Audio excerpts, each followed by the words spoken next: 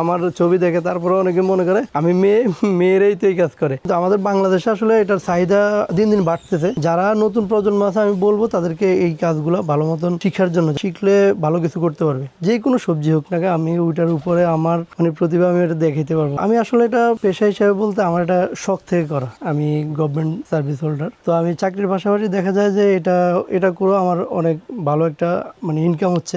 যখন আমি এটা সেট আপ করি তখন অনেকেই মনে করে এগুলা একদম বাস্তব রিয়েলিস্টিক ভাব মনে হয়। যেমন আমি পদ্ম করি বা গোলাপ করি বা যে ফুলগুলা করি সবগুলোই আমার বাস্তবসম্মত মনে হয়। এ পর্যন্ত যাই করেছে সবকিছু হচ্ছে আপনার ওয়েডিং এর বা আপনার গায়ে হলুদের বা বিভিন্ন অনুষ্ঠানের এই কাজগুলো করছি। তবে হ্যাঁ, আস্তে আস্তে হয়তো দেখা যায় আপনার একটা ফুলের বাকেটের বদলে এরকম একটা বাকেট দিল অনেক আনকমন একটা জিনিস হবে আর কি। তো এটা সামনে হবে ইনশাল্লাহ। আপনি যে ডিজাইনগুলো আমার দেখেছেন আমি এই ডিজাইনগুলো আবার করতে পারবো না, আপডেট হবে কিন্তু আগেরটার মতন হবে না। তো দেখা যায় আমাকে গোপালগঞ্জে কাজ করতে গিয়েছিলাম, তখন আমাকে ক্লায়েন্ট বলছিল একরকম করতে, আমি কিন্তু ওইখানে বসে অন্যরকম করে ফেলছি। উনি আমার বলতে ভাই আমি আপনাকে এটা বলছি, আপনি তো এটা করলেন। আমি আপু আমার মাথার মধ্যে যেটা আছে আমি ওইটাই করি। এই কাজটা করতে হলে আমি সকাল 7টা বা 8টার সময় বসি, 6 থেকে 7টা ডিজাইন করতে হয়। তো দেখা যায় ওই ডিজাইনটা করতে গেলে আমার একটানা কাজ করতে হয়। যেখানেই কাজ করতে যাই নিজে দেখে নিজে বাজারে গিয়ে এগুলা কিনি। যে ক্লায়েন্টে আমাকে বলে যে আমি কিনা দেবো, আমি তাদেরকে বলি যে আপনারা কিনলে আমার এটা হবে না, কারণ আমি আমার মতো করে কিনতে হবে এবং আমি যেভাবে ডিজাইন করবো আমি ওইভাবে যখন আমি দেখবো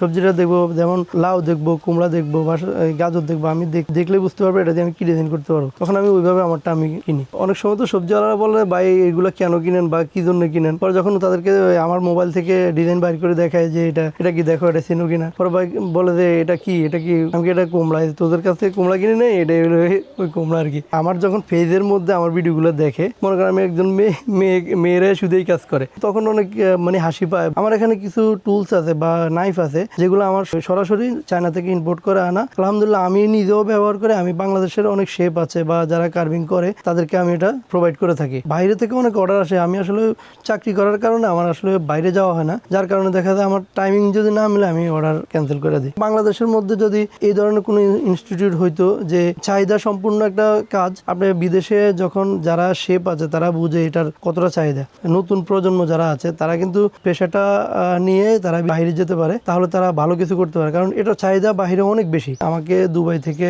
2বার অফার করা হয়েছিল দুবাইতে যাওয়ার জন্য। 3,500 দেরহাম স্যালারি দিবে। তার ধরেন আমার যদি উনি 3,500 দেরহাম দেয়, উনি আমাকে দিয়ে ইনকাম করবে আরো বেশি। আমার সাথে দুবাইয়ের অনেক বাঙালি অনেকে আছে এই কাজ করে, ওনাদের সাথে আমার যোগাযোগ হয়। ওনারা বলে ভাই আপনি যে কাজ করেন এটা তো আমরা করতে পারি না। গ্রামের মানুষ বুঝে না, কিন্তু আমার যারা ফ্রেন্ড ছিল আমার ক্লাসমেট বা আমার সেম ইয়ারের যারা ছিল, আমি বলতে পারবো আমাদের অধিকাংশ ফ্রেন্ডের বিয়েতে আমি এগুলো করছি। আসলে অনেকে বিশ্বাস করতে পারে না আমি এগুলো করি, মনে হয় যে কোনো মেশিন দিয়ে করতেছে বা কোনো মহিলা করতেছে।